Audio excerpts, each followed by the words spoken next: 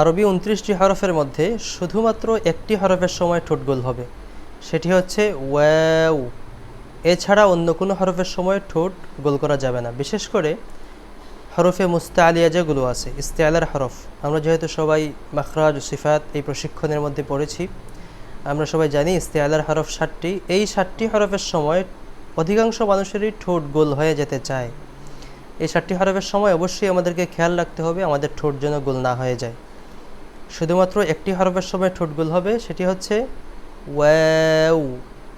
এছাড়া হারাকাত যেগুলো আছে, জবর, জের, পেশ, ফাতহা, দম্মা, কাসরা, হারাকাত, ৩টি হারাকাতের মধ্যে শুধুমাত্র পেশের সময় ঠোঁট গোল হবে। ২৯টা হরফের মধ্যে একটা হরফের সময় ঠোঁট গোল হবে, আর ৩ হারাকাতের মধ্যে এক হারাকাতের সময় ঠোঁট গোল হবে। আমি আবারও বলছি, ২৯টি হরফের মধ্যে শুধুমাত্র এক হরফ ওয়াও, এই হরফের সময় ঠোঁট গোল হবে। এছাড়া ৩ হারাকাত, জবর, জের, পেশ, এই ৩টার মধ্যে শুধুমাত্র পেশের সময় ঠোঁট গোল হবে। এছাড়া অন্য কোনো সময় ঠোঁট গোল করা যাবে না। তেলাওয়াতের ক্ষেত্রে মুখের কাইফিয়ত, মুখের ধরন, ঠোঁটের ধরন, এটা অত্যন্ত গুরুত্বপূর্ণ।